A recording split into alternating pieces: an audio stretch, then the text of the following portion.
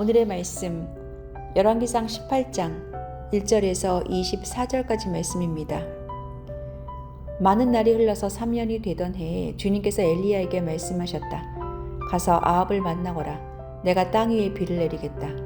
엘리야가 곧 아합을 만나러 갔다. 그때 사마리아에는 기근이 심하였다. 아합이 오바다 국내 대신을 불렀다. 오바다는 주 하나님을 깊이 경외하는 사람으로서 이세벨이 주님의 예언자들을 학살할 때 예언자 100명을 50명씩 동굴에 숨기고서 먹을 것과 물을 대준 사람이다. 아합이 오바댜에게 말하였다. 이 땅 곳곳으로 다 다니며 물이 있을 만한 샘과 시내를 샅샅이 찾아보도록 합시다. 어쩌다가 풀이 있는 곳을 찾으면 말과 나귀를 살릴 수 있을 거요. 짐승들이 죽는 것을 이대로 보고 있을 수만은 없소. 왕과 오바다는 물을 찾으려고 전 국토를 둘러 나누어서 한쪽은 아합이 스스로 담당하고 다른 한쪽은 오바다가 담당하여 제각기 길을 나섰다. 오바다가 길을 가고 있는데 마침 엘리야가 그를 만나려고 오고 있었다. 오바다가 엘리야를 알아보고 머리를 숙여서 인사를 하였다. 엘리야 어른이 아니십니까? 엘리야가 그에게 말하였다. 그렇소. 가서 엘리야가 여기 있다고 그대의 상전에게 말하시오. 그러나 오바다는 두려워하며 말하였다. 제가 무슨 죄를 지었기에 저를 아합의 손에 넘겨 죽이려고 하십니까? 예언자께서 섬기시는 주 하나님께서 살아계심을 두고 맹세합니다. 제 상전은 어른을 찾으려고 모든 나라 모든 왕국의 사람들을 풀어놓았습니다. 그러나 그들이 돌아와서 엘리야가 없다고 보고하면 제 상전은 그 나라와 왕국에게 어른을 정말 찾지 못하였다고 맹세하게 하였습니다. 그런데 지금 어른께서는 저더러 가서 어른께서 여기에 계시다고 말하라는 말씀이십니까? 제가 어른을 떠나가면 주님의 영이 곧 어른을 제가 알지 못하는 곳으로 데려가실 것입니다. 제가 가서 아합에게 말하였다가 그가 와서 어른을 찾지 못하면 반드시 저를 죽일 것입니다. 어른의 종인 저는 어릴 때부터 주님을 경외하여 왔습니다.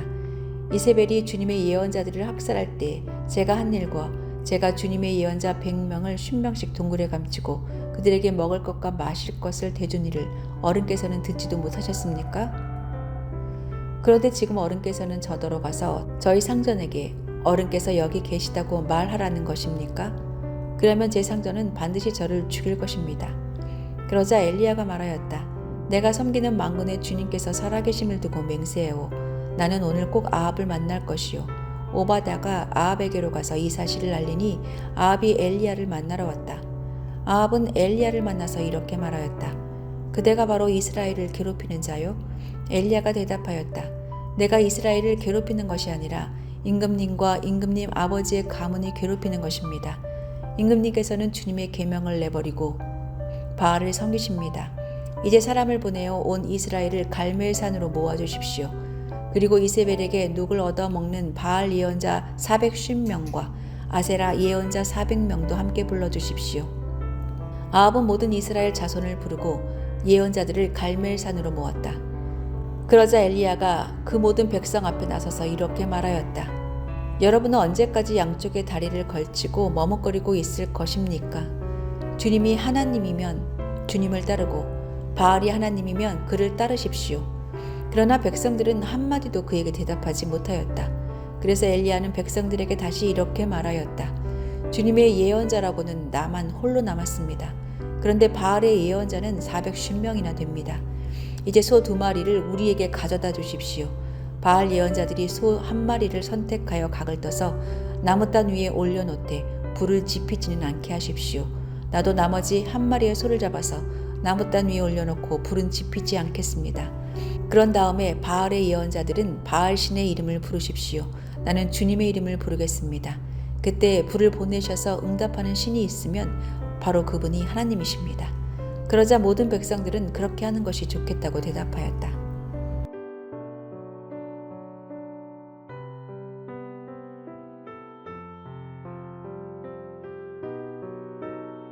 역사의 기록은 악한 왕, 폭군의 곁에는 항상 수많은 간신들이 있어서 왕의 눈과 귀를 가리고 있는 것으로 묘사합니다. 반대로 성군은 간신들을 잘 구별하여서 능력 있고 충성된 신하들과 나라를 잘 다스린 것으로 기록합니다. 그러나 때로는 능력 있는 충신들이 숨을 죽이고 폭군 곁을 지키는 경우도 있습니다. 많은 사람은 그들을 변절자라고 손가락질하지만 사실 그들이 그 자리를 지키며 오명을 감수하는 이유는 왕을 섬기기 위해서가 아니라 백성을 섬기기 위해서입니다. 이것이 하나님의 신실한 자녀가 불신자이며 악한 지도자의 곁도 지켜야 하는 이유입니다.